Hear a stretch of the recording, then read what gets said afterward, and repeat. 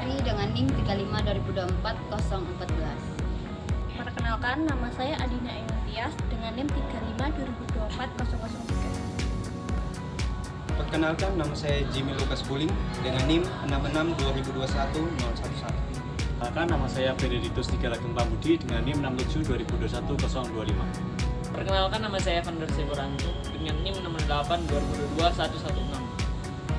Perkenalkan, nama saya Juwaji Sadaka Alexander Semakut dengan NIM 68 2021 093. Perkenalkan, nama saya Andreas Albert Arsanta dengan NIM 68 2022 009. Nah, seperti kalian tahu, Indonesia merupakan negara dengan sumber daya alam yang melimpah dan potensi ekonomi yang besar.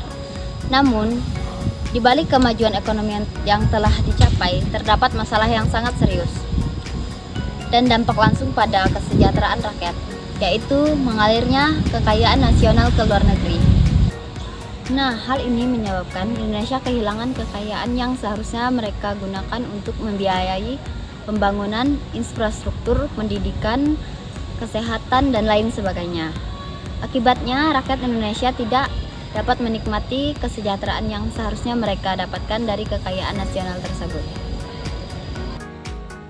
Fenomena ini telah menjadi penyakit terparah dari tubuh ekonomi Indonesia saat ini.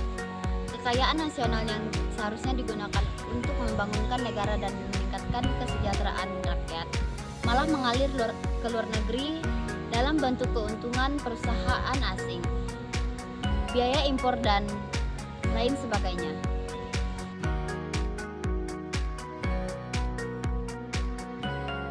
Nah, Indonesia dengan kekayaan sumber daya alam yang melimpah menghadapi paradoks yang kompleks dalam upaya menghentikan aliran kekayaan ke luar negeri. Nah, di satu sisi, Indonesia memiliki potensi besar dalam sektor pertambangan, perkebunan, dan perikanan yang dapat menjadi sumber pendapatan negara yang signifikan. Nah, namun di sisi lain masih banyak perusahaan asing yang beroperasi di Indonesia dan membawa keuntungan mereka ke negara asal mereka sendiri. Salah satu penyebab utama dari paradoks ini adalah ketergantungan Indonesia pada investasi asing. Meskipun investasi asing dapat memberikan manfaat dalam bentuk transfer teknologi dan penciptaan lapangan kerja, namun seringkali disertai dengan persyaratan yang menguntungkan investor asing, seperti kepemilikan mayoritas saham dan hak pengelolaan sumber daya alam. Nah, selain itu, banyak bahan mentah diekspor dalam bentuk mentah, sehingga nilai tambah yang dihasilkan tidak dinikmati oleh Indonesia sendiri. Akibatnya, Indonesia kehilangan potensi pendapatan yang besar dan ketergantungan pada impor produk olahan meningkat.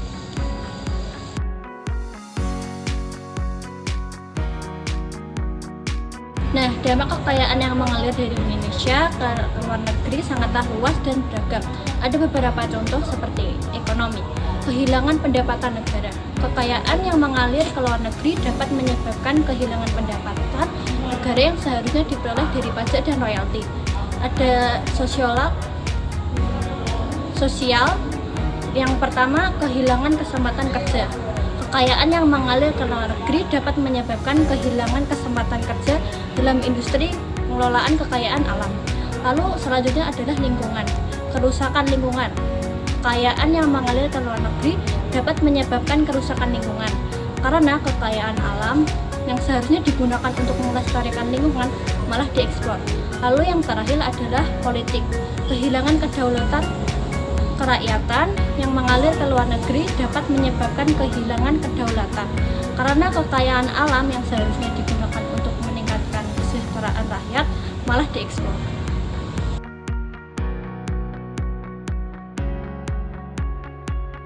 Baik, selanjutnya yaitu ada indikator ekonomi yang menunjukkan kekayaan Indonesia mengalir ke luar negeri, termasuk neraca pembayaran, neraca perdagangan, dan aliran investasi asing.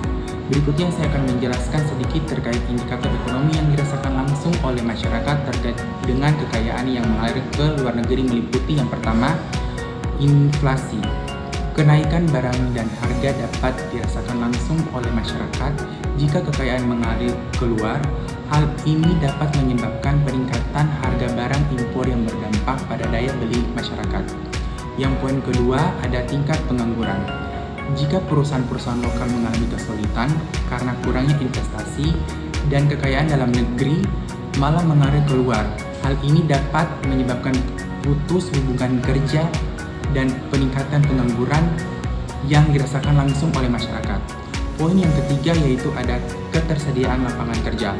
Ketika investasi asing langsung lebih banyak mengalir ke luar negeri, peluang kerja di dalam negeri dapat berkurang yang berdampak pada masyarakat yang mencari pekerjaan. Poin yang keempat yaitu ada kualitas layanan publik. Kekayaan yang mengalir keluar dapat mengurangi pendapatan negara dari pihak yang berdampak pada kualitas layanan publik seperti pendidikan, kesehatan, dan infrastruktur. Yang poin kelima ada nilai tukar mata uang. Fluktuasi nilai tukar yang disebabkan oleh aliran modal keluar dapat mempengaruhi daya beli masyarakat, terutama bagi mereka yang bergantung pada barang impor.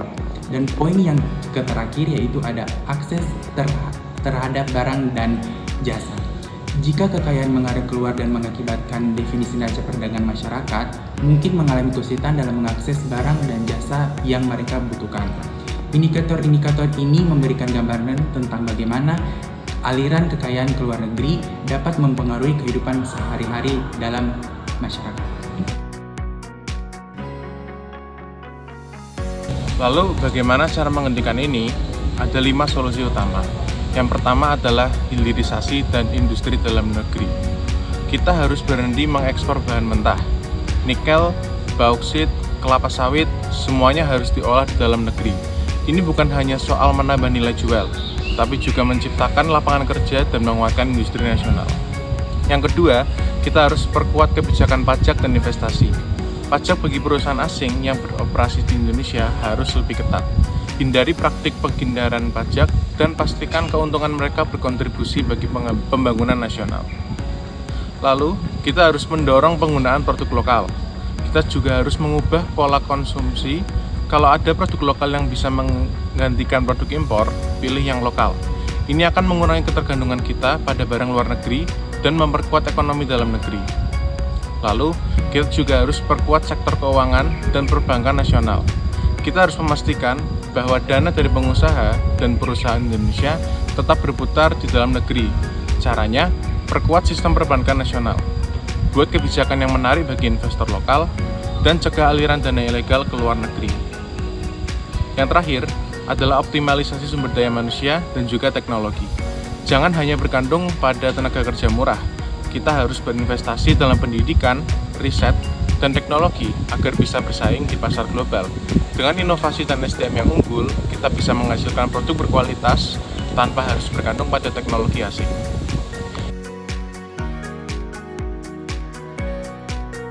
Peran pemerintah dalam mencegah kekayaan Indonesia yang mengalir keluar. Yang pertama itu ada penguatan diplomasi ekonomi yang ditekankan oleh Kementerian Luar Negeri 2020 sampai 2024. Apa sih diplomasi ekonomi ini?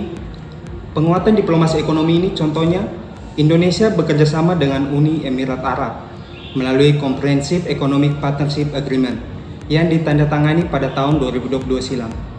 Dengan perjanjian ini, Indonesia ke Uni Emirat Arab akan melakukan ekspor seperti produk pertanian, perikanan, dan industri akan meningkat tanpa dikenakan bea masuk. Jadi, peningkatan ekonomi akan tetap di dalam negeri karena ekspor akan lebih banyak dan tidak mengurangi dana dari negeri sendiri. Yang kedua ada pengelolaan risiko fiskal. Contohnya, pada tahun 2022 silam, bahan bakar harga minyak itu naik drastis. Di negara sendiri, Indonesia tidak menaikkan harga BBM bersubsidi secara drastis. Sebagai gantinya, pemerintah mengalokasikan subsidi energi tambahan sebesar 502 triliun untuk menjaga daya beli masyarakat. Ini adalah bentuk pengelolaan risiko fiskal karena tanpa kebijakan ini beban masyarakat akan meningkat, daya beli akan turun, dan ekonomi nasional bisa melemah sehingga modal dan investasi lebih mudah mengalir ke luar negeri. Dan yang paling terbaru, dilansir dari Reuters.com, pemerintah Indonesia berupaya mencegah aliran kekayaan nasional ke luar negeri melalui berbagai kebijakan. Terakhir pada 17 Februari 2025, Presiden kita Prabowo Subianto menandatangani regulasi yang mewajibkan eksportir sumber daya alam kecuali minyak dan gas untuk menahan seluruh hasil ekspor mereka di dalam negeri selama minimal setahun. Kebijakan ini diharapkan dapat menambah cadangan devisa negara hingga 80 miliar US dollar dan mulai berlaku pada 1 Maret 2025. Saudara-saudara, inilah kenyataan yang harus kita hadapi. Kekayaan yang seharusnya menjadi bahan bakar pertumbuhan bangsa ini justru mengalir ke luar negeri. Kita kehilangan peluang, kehilangan potensi, dan kehilangan masa depan. Sementara kita terus berjuang untuk membangun negeri, sebagian besar hasil jerih payah kita malah memperkaya negara lain. Tetapi apakah kita diam saja? Tentu tidak. Apakah kita akan terus membiarkan kekayaan Indonesia tersedot keluar, sementara rakyat kita masih berjuang untuk mendapatkan kehidupan yang layak? Tentu saja tidak. Kita perlu memahami bahwa ini bukan hanya tugas pemerintah. Ini adalah tanggung jawab kita bersama. Kita sebagai masyarakat harus lebih kritis dalam melihat siapa yang benar-benar berkontribusi untuk negeri ini dan siapa yang hanya mengambil keuntungan sepihak saja. Pemerintah harus bertindak tegas, bukan sekedar menonton aliran kekayaan ini, harus terus berlanjut. Regulasi harus diperketat, bagaimana cara kita mengekspor, bagaimana kita mengelola di dalam negeri dulu, lalu selanjutnya diekspor. Nah, dan transparansi ekonomi harus ditingkatkan. Jangan sampai Indonesia terus menjadi penonton di tanahnya sendiri, sementara sumber daya kita terus dikuras oleh pihak asing. Ingatlah, ini bukan hanya tentang angka di laporan ekonomi, ini adalah tentang masa depan kita, masa depan anak-anak cucu kita. Dan ini juga tentang kedaulatan bangsa ini, tentang harga diri kita juga sebagai sebuah negara. Jika kita masih apatis atau tidak peduli dengan hal yang kita lihat sehari-hari, bagaimana negara ini bisa berkembang. Jadi mari kita berhenti bersikap pasif, mari kita suraukan kepentingan ekonomi bangsa kita, mari kita ambil bagian dalam perubahan ini. Karena masa depan Indonesia ada di tangan kita sendiri.